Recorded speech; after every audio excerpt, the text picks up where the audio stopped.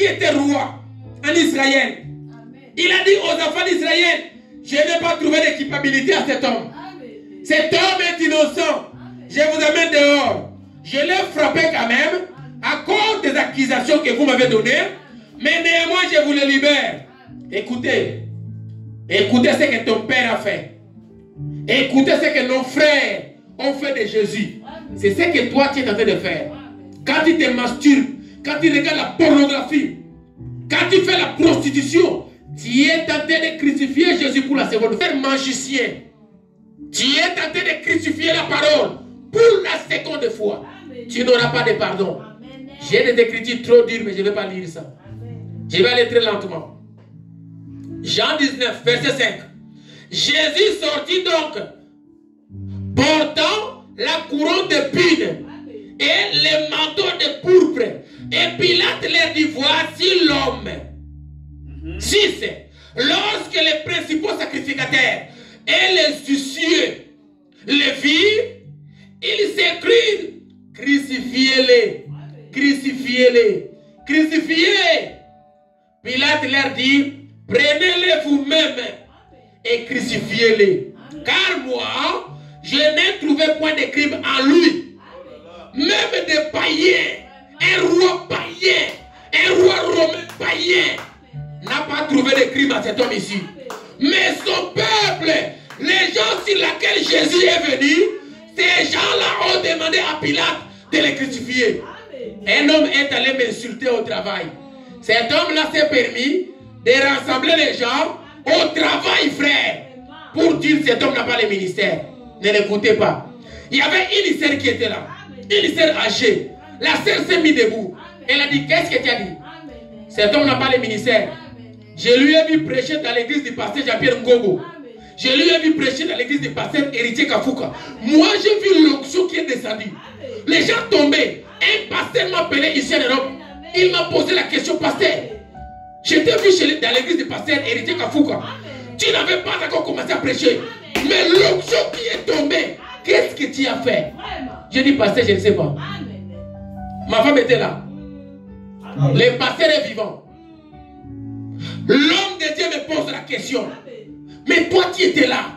Tu n'avais pas encore commencé à prêcher. Mais l'onction qui est tombée, qu'est-ce que tu as fait? C'est un pasteur qui me pose cette question. Il a une église. Un homme que je respecte beaucoup. Pilate a dit, je n'ai pas vu de mal. Pas de crime à cet homme ici. Le peuple ont dit, non, il faut qu'il puisse mourir. Il doit mourir. Continuez. Verset 7. Les Juifs lui répondirent, nous avons qu'une loi.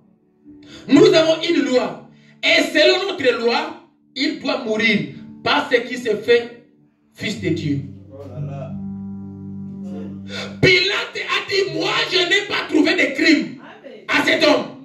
Mais les propres frères de Jésus ont dit non. Dans notre loi, celui qui se fait passer par le fils de Dieu doit mourir. Lui là, il a dit, il est fils de Dieu. Allez, crucifiez-le. Verset 8.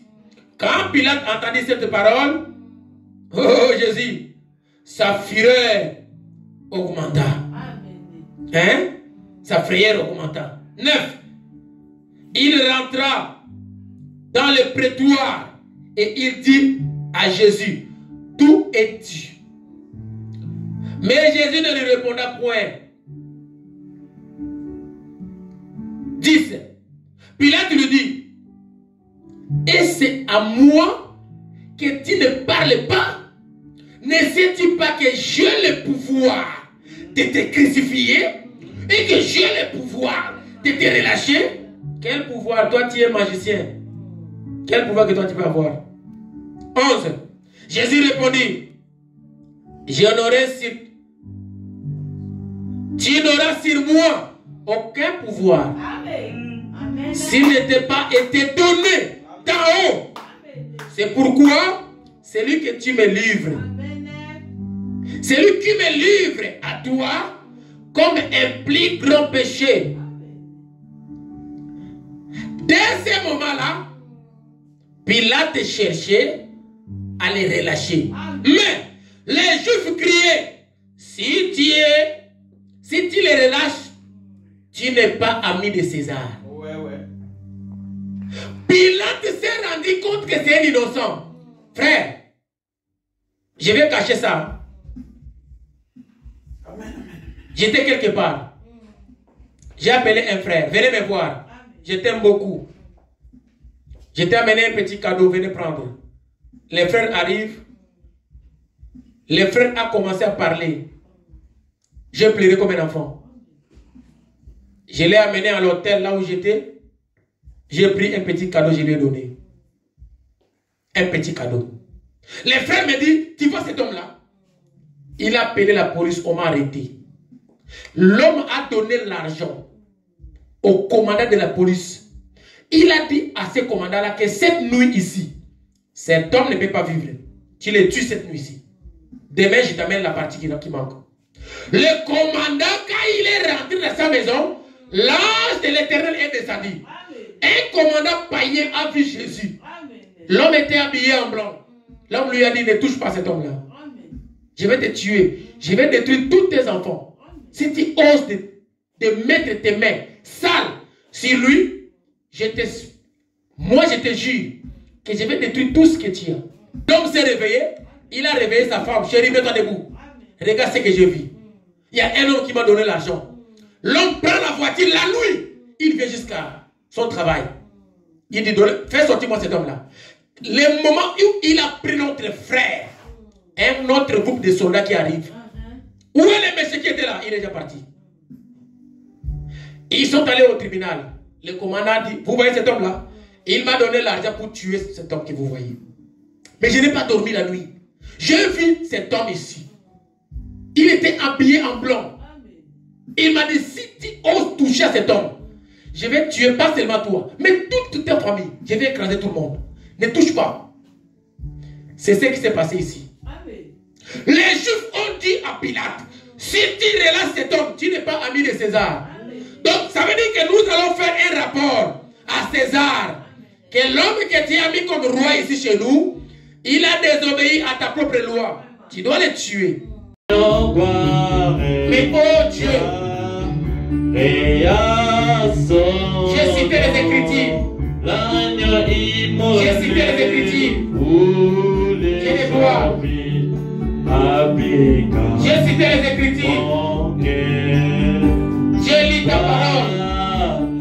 Seigneur Jésus, ton fils et ta fille qui a écouté ce qui a été dit. Seigneur, fais en sorte que ton fils puisse bénéficier quelque chose venant de ta part. Seigneur Jésus, c'était pendant la Pâque que tu as délivré ton peuple en Égypte, que tu as fait que Israël puisse quitter les jougs d'esclavagisme. Et aujourd'hui, Seigneur, ton peuple est esclave du péché, esclave du mensonge, esclave même de l'argent, esclave du travail.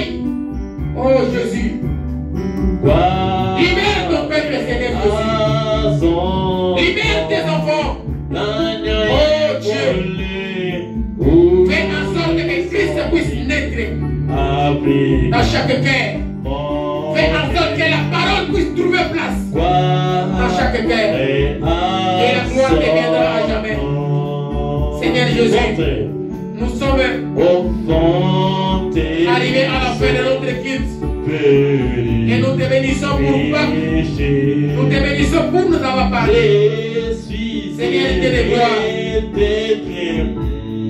Rentre avec nous dans nos maisons respectives. Fais que la parole qui est sortie, que ça puisse trouver place dans notre cœur. Et que ça ne puisse pas sortir. Que nous puissions la méditer jour et nuit. Que nous puissions enseigner à nos enfants ce précieux message. Et la gloire ne viendra à jamais. C'est par la foi. Nous avons prié au nom de Jésus-Christ.